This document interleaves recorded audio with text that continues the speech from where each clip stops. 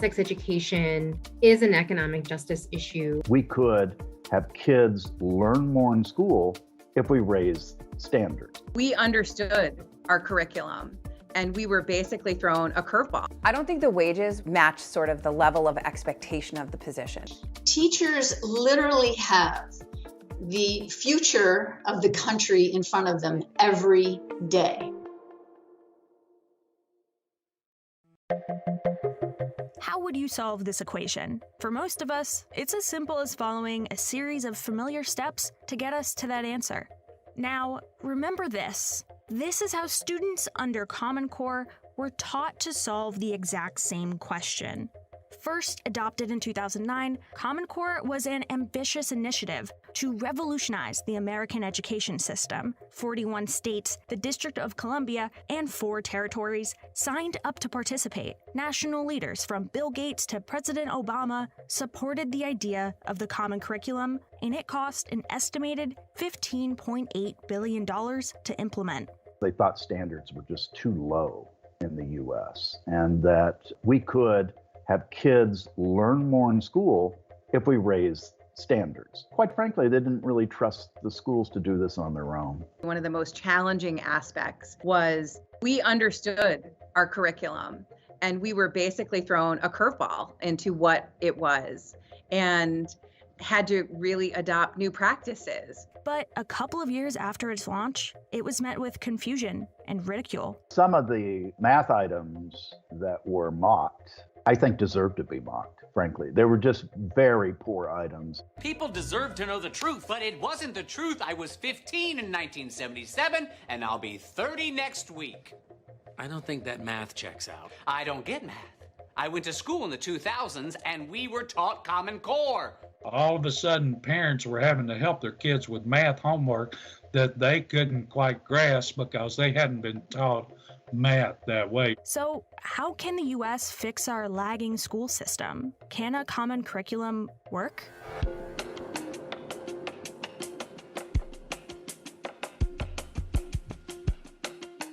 The Common Core is a set of standards specifically designed to better prepare American students for success in college and their workplace. These standards determine what a student should know and be able to do in language arts and math from kindergarten through senior year of high school. When you should know algebra, should it be 8th grade, should it be 9th grade, should you be capable of doing algebra 1 or algebra 2?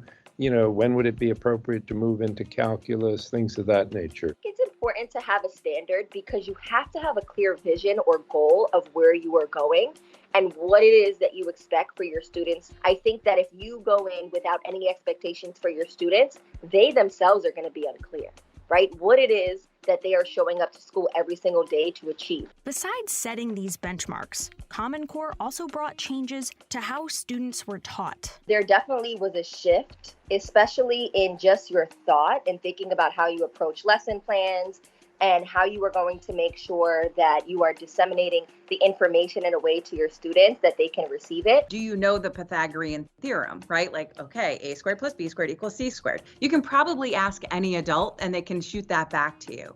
It was more about if you have that knowledge, if you understand what it is, where do you use that? How do you apply it? On the language arts side, there was much more of a focus on moving a little bit away from fiction to much more focus on the critical thinking using real live documents like studying Hamilton papers or something like that to really understand what was going on at that time of the revolution. There were 2 main reasons why the initiative received so much support in its early years. The first was fear that America was lagging behind other countries in academic performance. In 2009, the U.S. showed middling performance in reading and science and scored below average in mathematics, compared to the average score among OECD countries. The idea was we're going to hold schools responsible for teaching to a higher level and then test kids to see whether or not they've attained that higher level. The second reason was that the Common Core allowed different states to accurately compare their academic performances by having a uniform standard for education.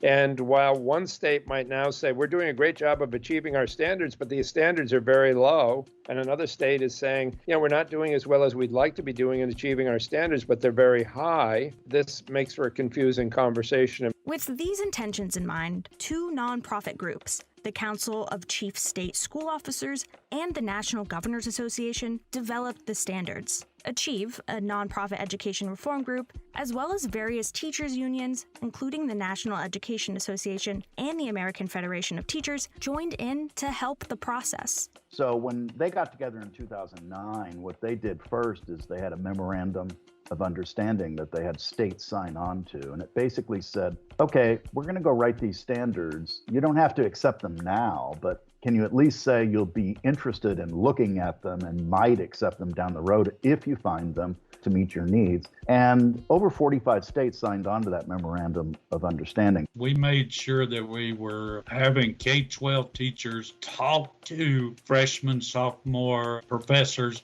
to make sure we knew what post-secondary was expecting and making sure we built on those expectations from K through 12. Since Common Core was a state-led initiative, the federal government did not play a major role in developing the standards. However, it did play a role in promoting them. The Obama administration's Race to the Top fund offered $4.35 billion in grants for states agreeing to adopt any college and career-ready standards. We will end what has become a race to the bottom in our schools and instead spur a race to the top by encouraging better standards and assessments. Now, this is an area where we are being outpaced by other nations. It's not that their kids are any smarter than ours, it's that they are being smarter about how to educate their children. In fact, we were hitting bottom in 2009, 2010 in the Great Recession. And so states were desperate for money. The Obama administration put together a recovery package for the states, but one of the requirements was they had to have adopted college and career readiness standards, which is a code word for Common Core. This was seen as Obama administration support for Common Core, and that's not an unfair accusation. Facing minimal resistance, it seemed as though Common Core would be a guaranteed success. We had a meeting in 2010 to have all the entities sign off on the adoption of the Common Core. We had unanimous across the state agreement because so many Kentucky teachers had been involved in giving feedback and writing the standards. But a couple of years later, things took a turn as the efficacy of the new standard came into question. It also didn't help that the Common Core became the subject of ridicule by parents and the media unfamiliar with the concepts taught under the new standard. A lot of parents were getting homework that came home that they just didn't understand. They thought it was bizarre. I went through Common Core with my kids, and I remember looking at my daughter and going, I'm not entirely clear what you're doing, so I'm just going to show you long division the way I know it. It wasn't until a decade later that federally funded research was conducted to find out what the impact of Common Core had on students' performance over time. The results were disappointing. The studies range from tiny negative effects to tiny positive effects and a lot of neutral effects in the middle. So the one thing we would be pretty certain of is that Common Core did not have a dramatic impact on student achievement in the United States. Did we raise standards? Yes, we did. Did we raise expectations on assessments? Yes, we did. Have we improved student performance? No. There are numerous theories as to why the Common Core has failed to improve student performance. But the most popular theory is that the standards took away the control from teachers who always have a better understanding of what their students need. The idea that you could dictate curriculum to a teacher or dictate instruction to a teacher from kind of remote control from up above and say, well, here it is that you're going to teach, is simply unrealistic. kids are not cogs in a machine. So we say something is going to happen in third grade, but realistically, for some kids, it happened in second grade. And for some kids, it's not going to happen till fifth grade. The Common Core made that really hard. It really drew a huge spotlight that all kids aren't going to learn things in the same path, and really started to mark that as success versus failure. Another theory is that those who wrote the standards didn't take into account the financial difficulties of students across America. Studies have shown time after time that children who grow up poor are more likely to have poor academic achievement and drop out of high school. Roughly 10.5 million children lived in poverty in the US. A lot of children's needs are not being met within the four walls of their school building. And I think that we see that that deficit is even larger for students from low income families, or we have students of color. As a country, we just have not committed to the underlying problem of student performance, and that is poverty. Today, Common Core has fallen out of favor. More than 20 of the initial 45 states have either repealed, revised, or edited the standards. 4 states, including Arizona, Oklahoma, Indiana, and South Carolina, have entirely withdrawn from the initiative. Former Secretary of Education Betsy DeVos went as far as to call it a disaster, concluding that the Common Core is dead at the federal level. I think you are seeing today what kids experience in curriculum kind of is a little bit more blended. It's not the holistic approach that maybe Common Core introduced when we kind of swung completely to that continuum, and parents would look at their children's, third grade homework and go, I don't get it.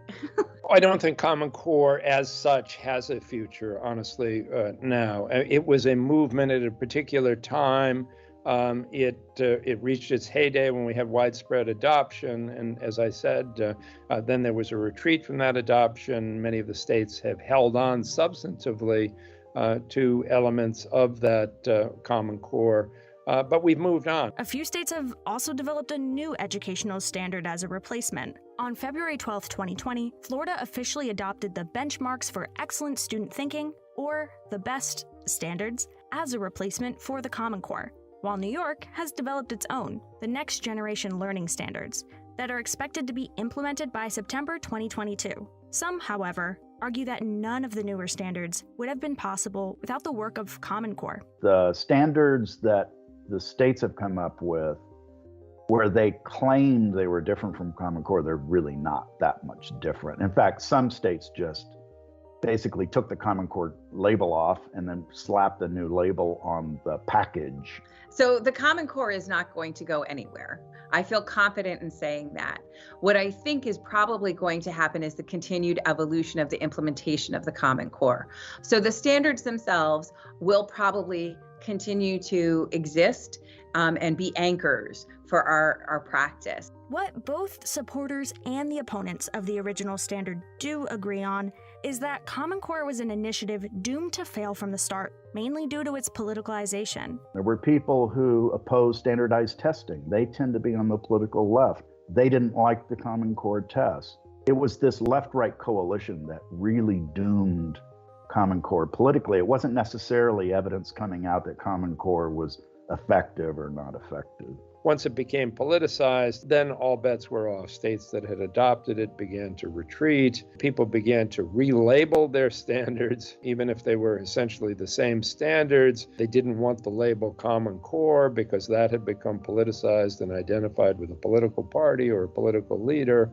And the thing began to fall apart. While the Biden administration has not yet explicitly commented on the matter, experts believe that the federal government will continue to not involve themselves in the future of educational standards. I don't think you're going to see the Biden administration enthusiastically embrace Common Core. But experts assure that education in the United States will continue to improve as long as there are those who believe in the importance of education. The future of education is extraordinary, and it's extraordinarily important because what we need to recognize is that education is the asset our community is built upon. It's the thing that we invest in to ensure community growth. It matters whether they learn it or they don't. And if they're not learning it, as an individual student or as a subgroup of students, then we have an obligation as the adults in America to do what we can to bring them up to the standard, because the standard is ultimately what they need to survive and thrive in this economy, which is ultimately what we as a society and as a nation need if we're going to survive and thrive as a democracy and as a 21st century international economy.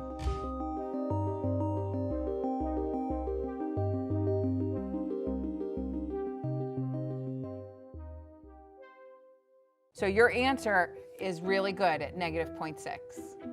You guys are rock stars. Anna, how you doing out there? Okay. Yeah? Tell me what you're thinking. I think I like it. I'm a little bit confused with the equation part.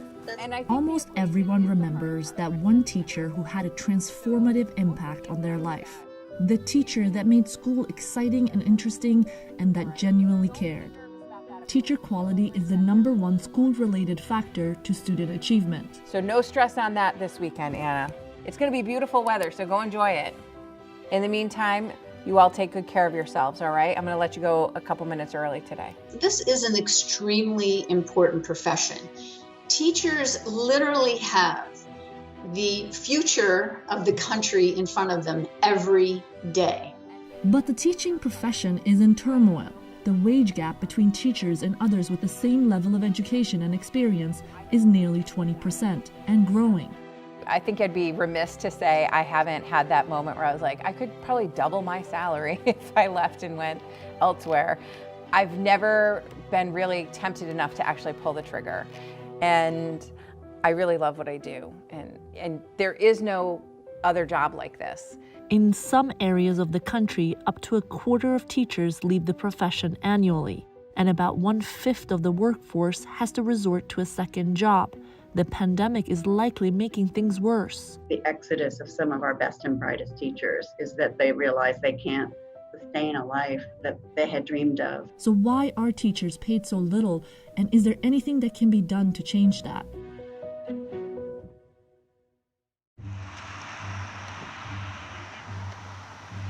Hey guys, how's everybody at home? I see everybody's finally here. It's all good.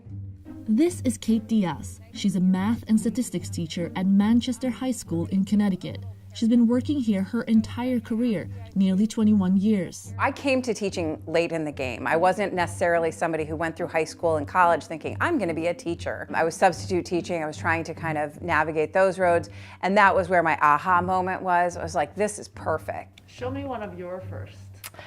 My first, okay. Let's see, this is fun. This is my first, probably the first contract. Yeah, this is the first. So, 20 years ago, if you had gone through a bachelor's and a master's, you're still entering at $36,000.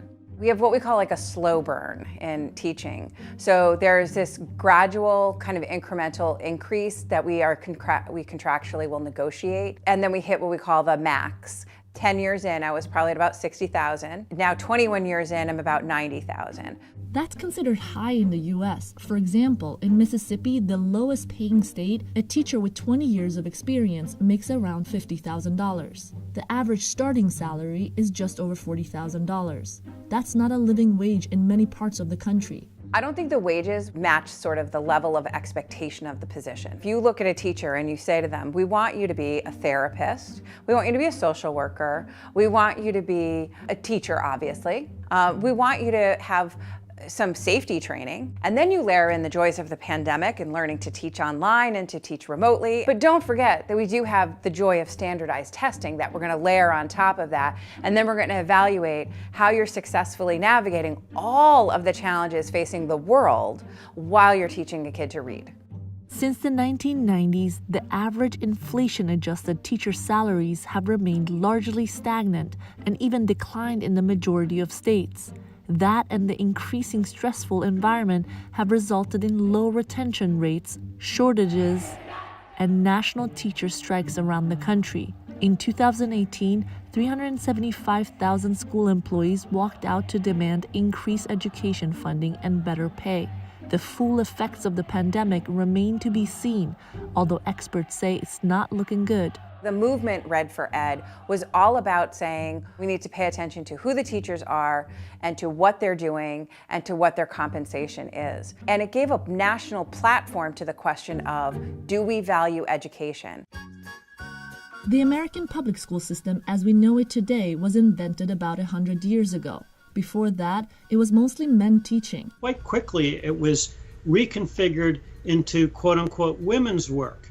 And one of the big reasons is that you could save money for the taxpayer. And so this kind of set the bedrock, the tone in a sense, that this was relatively low-paid work. In the 1960s, teaching paid women 15 percentage points better than if they had chosen another field. But at that time, options were limited. That's not the case anymore. Still, teaching is overwhelmingly a female profession and has become more so over time. Today, more than 3/4 of teachers are females. A lot of it boils down to the status of the line of work. There was this idea that, gosh, you don't have to be that smart. It's not as complex, as difficult as, being an accountant working with numbers, being a dentist working with teeth. Sylvia Allegretto has been studying something called the teacher pay penalty or teacher wage gap for nearly 20 years. Allegretto and her partner found that the weekly wage penalty for teachers has gotten worse over time. Today, men make about 27% less and women make about 16% less than if they had chosen another profession with the same level of education and experience. You have to wonder, how are you going to attract students into the teaching profession? An international comparison with the Organization for Economic Cooperation and Development, or OECD, found that teachers in the US make nearly 60% less than that of similarly educated professionals, lowest across all OECD countries. The claims of a teacher pay gap are that teachers earn less than similarly educated private sector workers. What this ignores, which in every other context we know very well, is there within any given educational category, there is a lot of differentiation in pay. We all know today that people who graduate from a top college with a bachelor's degree in engineering or another STEM field, they're going to earn a great deal in the private sector. We also know that people who graduate with a liberal arts degree aren't going to earn quite so much. There's not one answer to this question. There's not a national answer to this question because salary levels differ and markets differ. As an example, in Florida, there are schools that train engineers, and there are a lot of jobs that actually the salary levels there for engineers are lower. Salaries in Massachusetts for teachers, as an example, are 2 or 3 times higher than salaries in Arizona. In most localities, we find teachers significantly under the family living wage. The profession has been known to have great benefits, according to Biggs, twice as generous as for the average private sector worker. But studies show that teachers only receive their pension if they stay in the profession for 25 years or more, and only a quarter reached a break-even point on total contribution and interest. Weekly wages actually really matter because you can't pay your rent or pay for your food from your benefits. And so you have to find alternate ways. Income mobility is another source of contention. Unless a teacher moves to a higher paying state, wages only increase 1% to 2% per year. In a private industry, if you're doing really well, you'll be eligible for a raise or you're going to shift companies. We end up sort of stuck in the profession, and the only way to kind of substantially increase your salary is to leave the profession. Raising teacher quality is the #1 driver to improved student achievement, and the US is falling behind international counterparts. It's one of our highest ideals that we're going to make the adequate investments in all of public education so that each and every kid in this country is able to get a good and decent education. And we're falling short of those promises. But increasing teachers' salaries seem unlikely at the moment. Even at times when education spending increased, it still didn't impact salaries. On top of that, there are a lot of teachers out there, about 3.5 million in fact. It's been hard to tackle teacher compensation right now because they're so low to start with that there's always this feeling that any solution somebody loses, and so how do you get out of this zero-sum winners and losers kind of situation? To close the EPI teacher compensation gap, Andrew Biggs estimates that it would cost roughly $29 billion. The CARES Act included $13.2 billion in direct funding for K-12 public education, but that was less than 2% of total public education funding. An additional relief from Congress is uncertain at the moment. Karen works with school districts around the country to figure out how to reallocate available money to maximize results. She says one viable solution is creating leadership roles. In Washington, D.C., for example, teachers can make upward $130,000. The way they funded that was at first they got outside support, grant support, and helped to fund the transition to a new salary structure. Then they transitioned to a new salary structure where they paid the teachers that did the most and worked in the toughest assignments significantly more. And they freed it up by reducing staff. Also in the salary structures, it means probably giving less money for every additional year and linking the raises instead to changing roles. Experience matters, but experience matters if it's leading to good teaching. Washington, D.C. is just one of the over 13,500 school districts in the U.S. While the Red for Ed movement resulted in 15 states increasing salaries, a complete overhaul of pay structure for the profession, such as the one in Washington, D.C., could take a long time, money, and resistance. People get into teaching, really do get into it for some very altruistic notions. For this to be a sustainable profession, we have to build a model that's financially sustainable for people. Otherwise, what will be is a revolving door profession where people come in, hang out as long as they can, and then leave to go make money. And that's not what we want. We know that the best teachers come from experience, they come from commitment, and they come from the willingness to stay and really learn about the communities, learn their curriculum, learn their craft.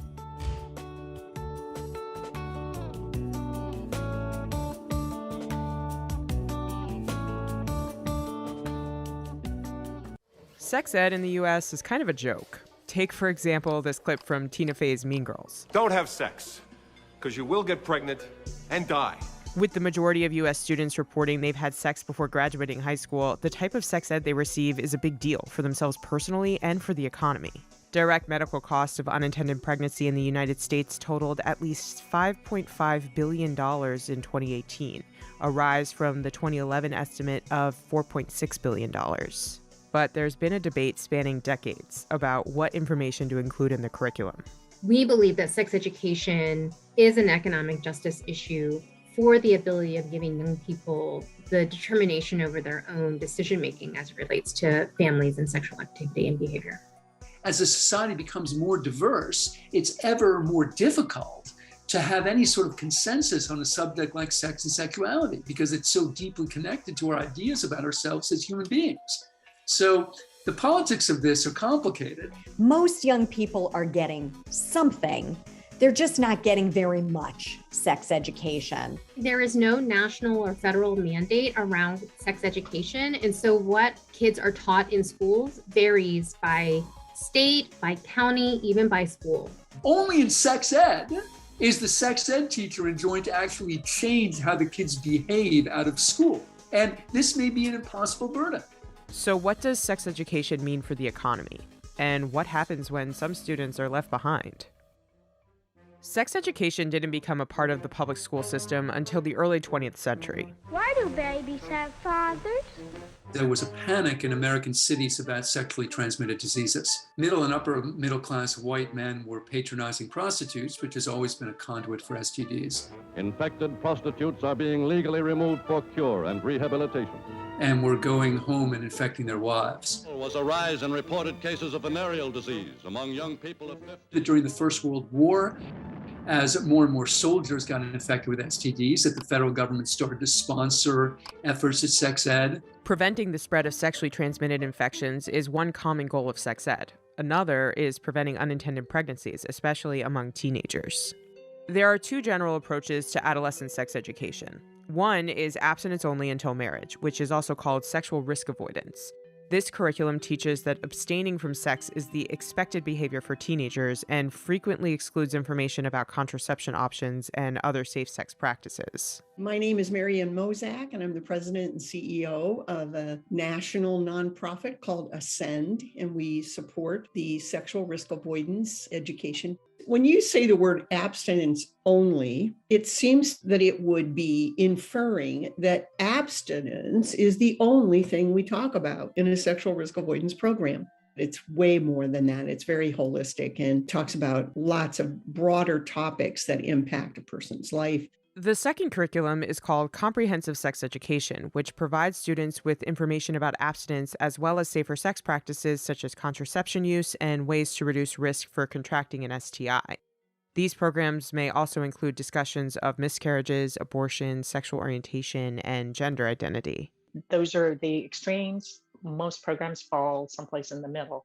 The middle ground curriculum is usually called Abstinence Plus. These programs typically stress abstinence as the best way to prevent pregnancy and STI transmission, while also including information about contraception and condom use. I think we all agree that very young adolescents ought not to be engaging in behaviors that could get them pregnant or cause them to have an STD. I think that really the divide is on how do you get there? Do you get there by withholding critical information, or do you get there by providing the information and developing the skills that young people are going to need to stay out of risky situations? The government doesn't set any requirements for sexual health education policy unless a program is receiving federal funding. That means each state sets its own policies, which leads to inconsistent curricula across the country. I did a study that showed that even among Republicans, there was support for teaching practically every topic in sex education. When we've had controversy in this country over sex education, the truth is it has really been caused by a very small vocal minority. And I think that's created the perception that there is more debate and dissent about sex education than there actually is in communities across the country. Despite this narrowing of public opinion, sex education policy is still inconsistent across the U.S., with some states not requiring schools to teach any sex education at all. 32 states and Washington, D.C. require students receive some kind of sex education, according to the sex ed advocacy group SECUS. 33 states require the curricula to emphasize abstinence whenever sex or HIV education is taught, and 16 states require instruction on contraception. Only 19 states require that lesson plans be medically accurate. What we discovered was that most kids can get access to that basic information about, condoms and so forth from a variety of sources. I mean, you see it on TV. MTV shows like 16 and Pregnant and Teen Mom potentially contributed to lower teen birth rates, according to a 2014 study from the National Bureau of Economic Research. Because I'm pregnant. The researchers concluded that these shows led to a 5.7% reduction in teen births between 2009 and 2010.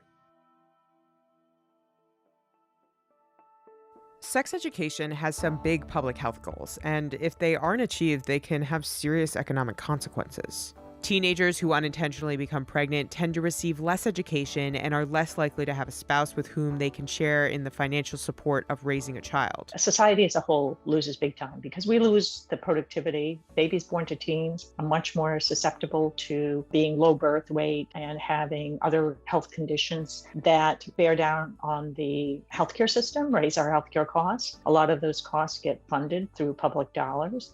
When it comes to teen pregnancy, it is a little bit challenging to figure out economic impacts because all too often the young people who experience teen pregnancy are already very low income. So the fact that they remain low income may be more the result of the fact that it's really hard to change economic quintiles in this country versus really being associated with being an early parent. The high cost of teen pregnancy may have pushed Mississippi into legislating sex education requirements. In 2009, teen births in Mississippi cost taxpayers nearly $155 million, according to a report from the Mississippi Economic Policy Center.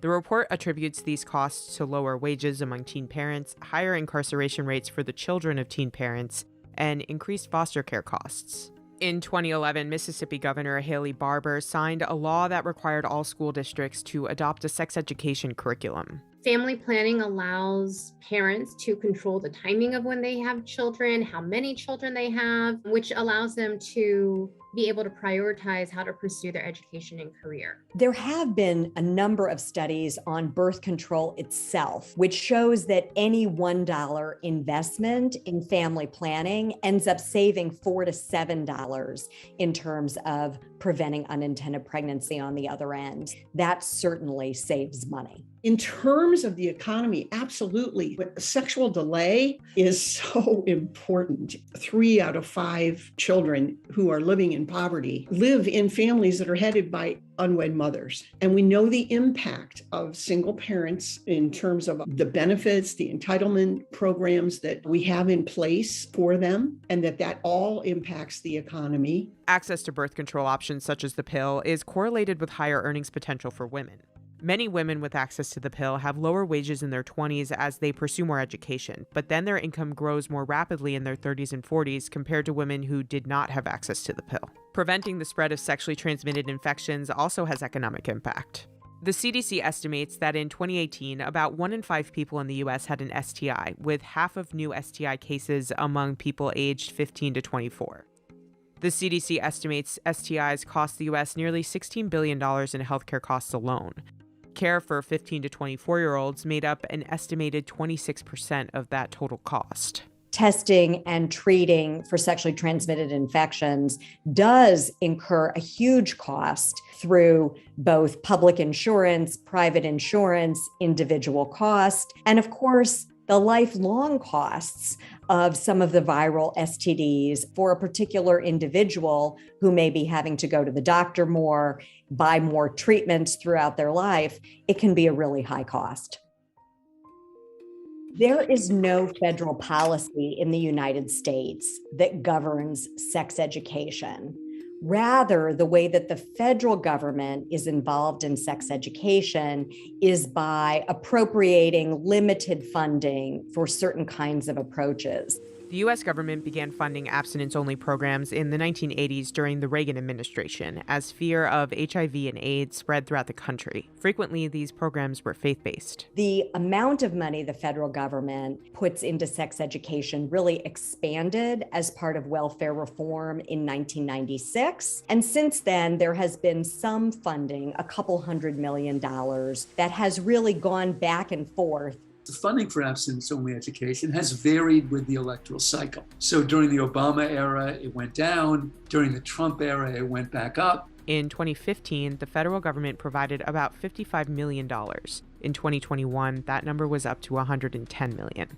The Obama administration was the first to try to establish some evidence-based metrics to federal funding. They also created the Teen Pregnancy Prevention Program in order to strengthen federal funding for more medically accurate evidence-based programs, but they did not discontinue the sexual risk avoidance programs. The Teen Pregnancy Prevention Program, which was established in 2010, is a national evidence-based grant program to develop and evaluate new approaches to prevent unintended pregnancies and STIs among adolescents. The program has been funded to the tune of about $100 million each year through fiscal year 2021. In July 2021, the House passed a bill that would allocate $130 million to the program that would last through September 2022. As of December 2021, that bill has not passed the Senate.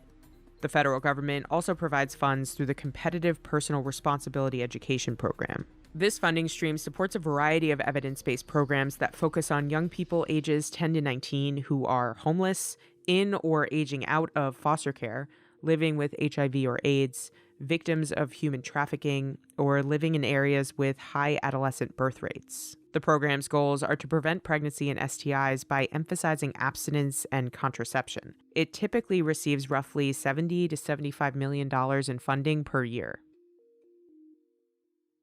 Both abstinence-only and comprehensive sex ed proponents claim victory in that the teen birth rate in the U.S. has fallen to a new low every year since 2009. The American approach has always emphasized the collectivity. After all, that's what a rate is, right?